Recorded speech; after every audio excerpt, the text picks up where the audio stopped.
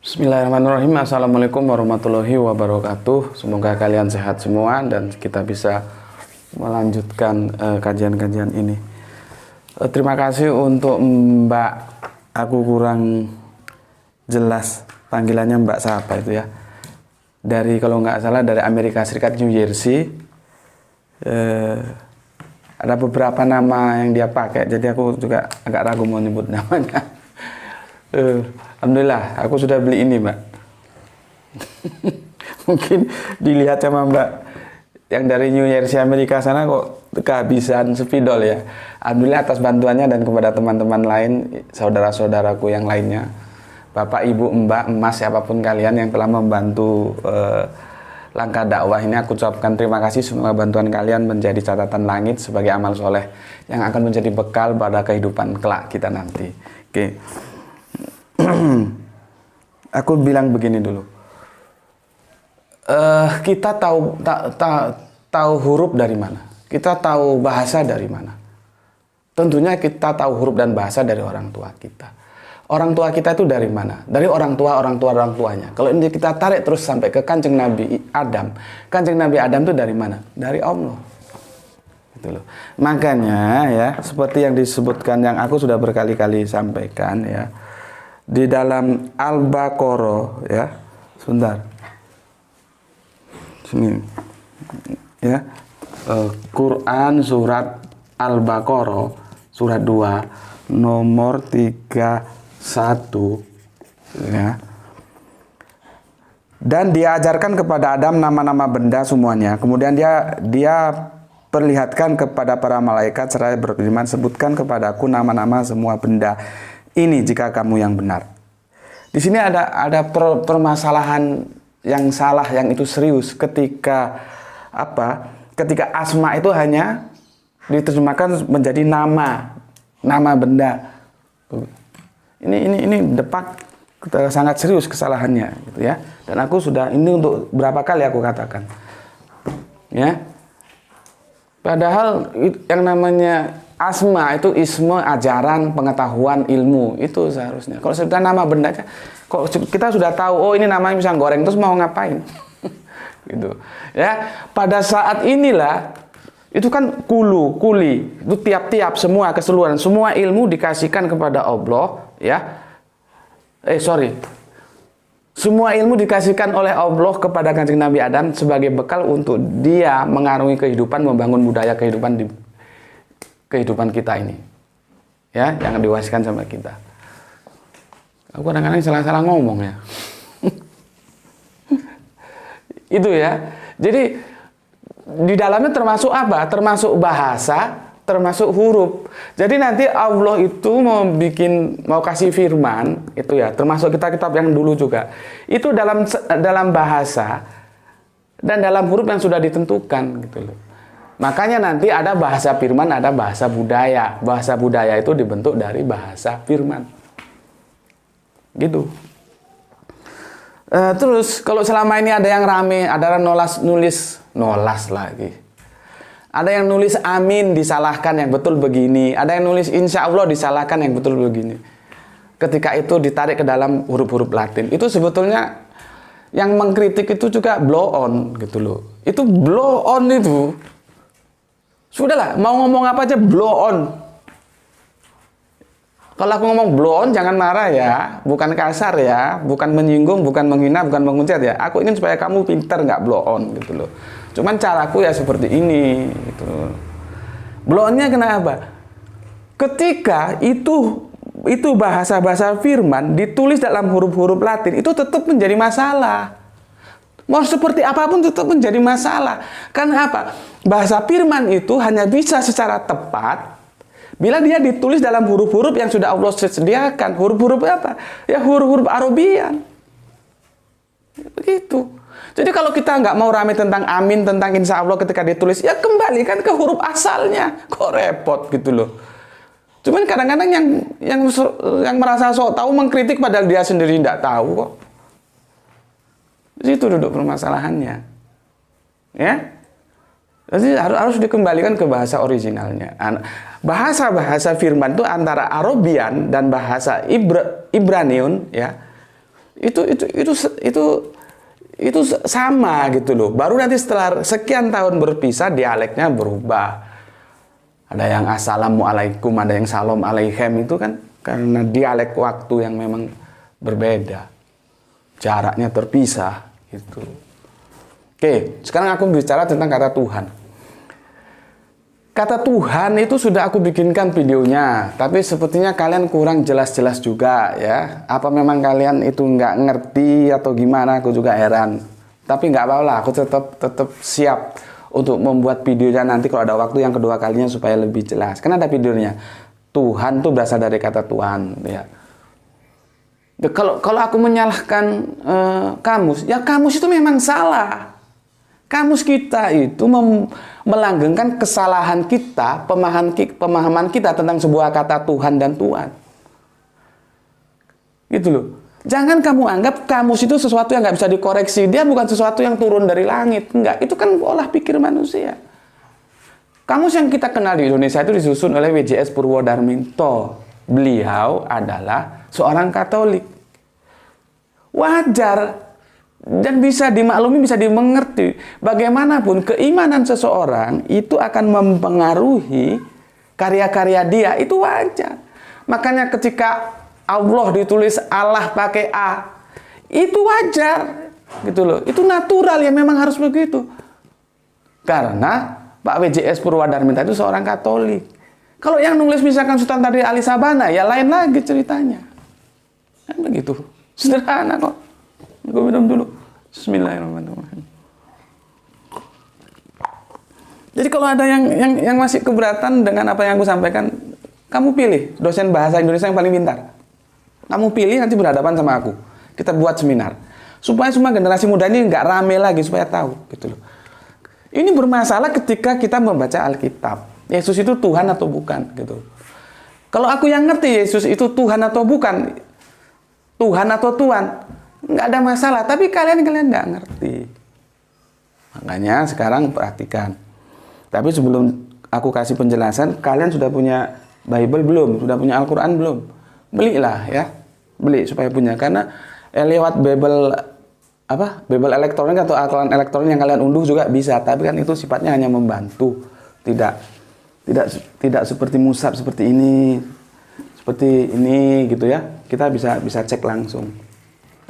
Ini judul kajian kita pada saat ini adalah Tuhan dan Nabi ya. Tuhan dan Nabi ketika itu disandarkan kepada Yesus. Nih ya. Disandarkan kepada Yesus. Ya. Ini tadi hanya pengantar ya. Aku hapus saja. Kita fokus kepada Yohanes 4:19. Nih ya. Ini yang teman-teman yang Kristen tuh tolong nalarnya dipakai ya. Nalarnya dibuka, logikanya dibuka gitu. Dogmamu itu kamu simpen dulu. Jangan kamu bawa di forum kajian ini, enggak. Siapapun, entah kamu Islam, entah kamu Kristen, kalau mau mengikuti kajianku, dogmamu itu kamu simpen dulu. Kamu simpen ke lemari, baru buka YouTubeku. Kalau selama dogmamu itu kamu pegang erat, percuma. Karena di sini dogma nggak laku. Yang laku itu rasionalitas kita, bagaimana kita berpikir. Ya. Simpen dogmamu itu. Sekarang netralkan dulu siapa Yesus. Supaya kamu bisa mengenal Yesus dengan tepat dan benar sesuai dengan Alkitab. Bukan sesuai dengan dogma. Ya. Oke. Kita lihat di sini. Apa kata kitab Yohanes ini?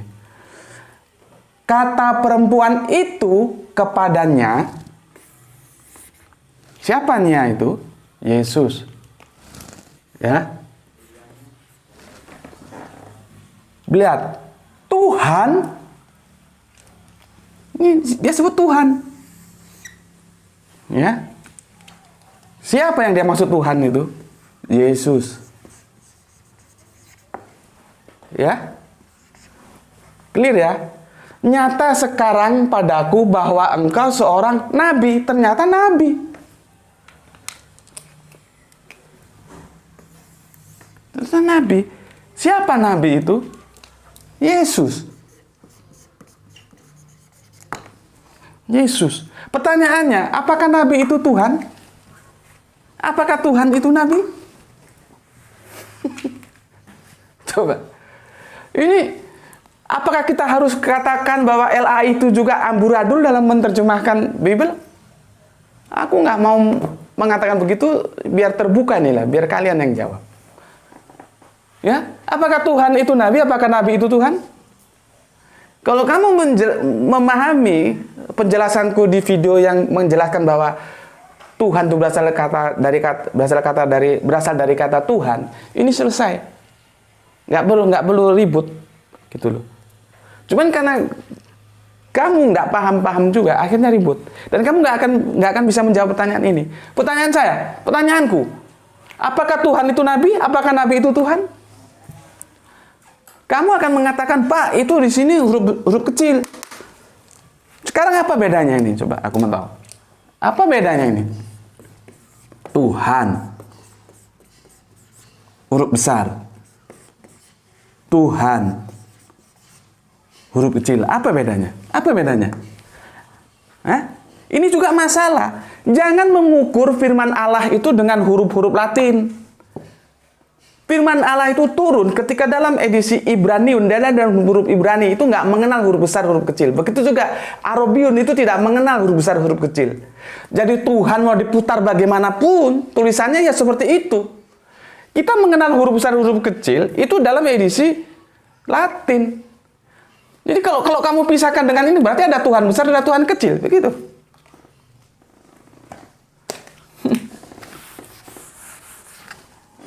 Begitu.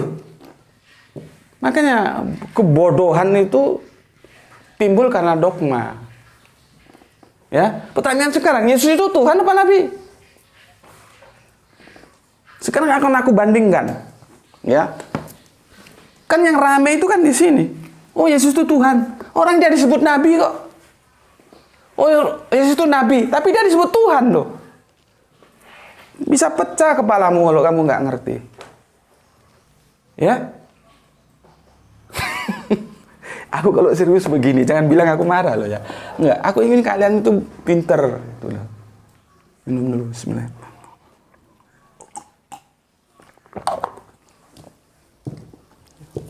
Sekarang kita ambil pembanding. Ini dalam edisi Indonesia, ini dalam edisi Inggris. Mbak yang di New Jersey, tolong bantu ya.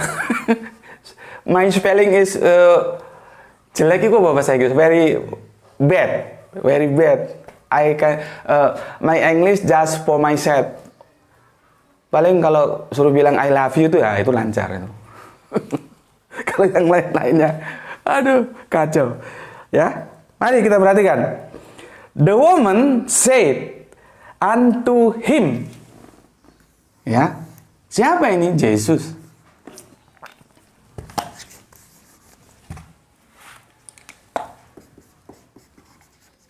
Ya, apa katanya? Lihat nih, siapa ini Yesus. I perceive that thou art a prophet. Siapa ini? Juga Yesus.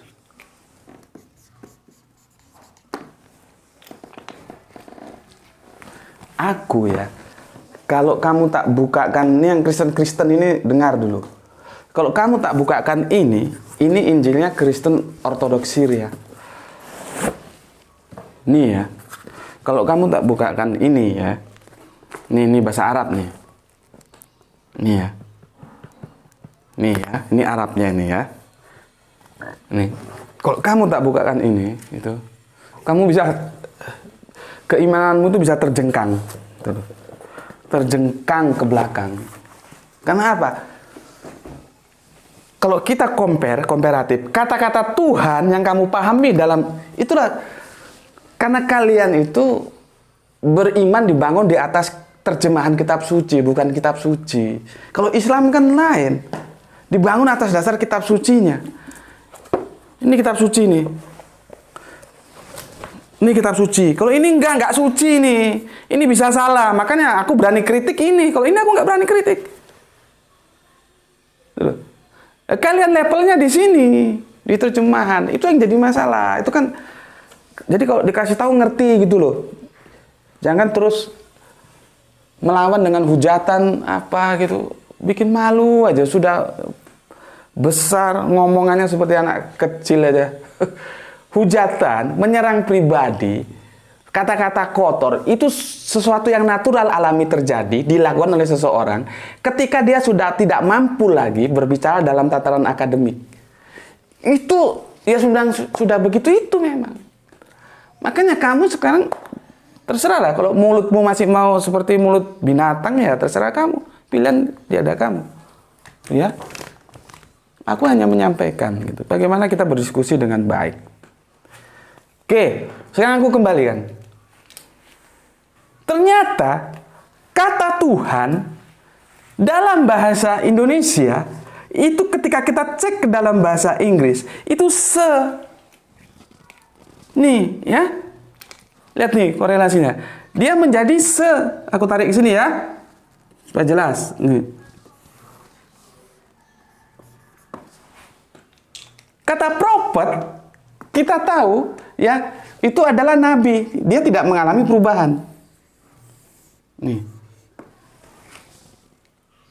Jelas di sini. Hah? Ngerti kau?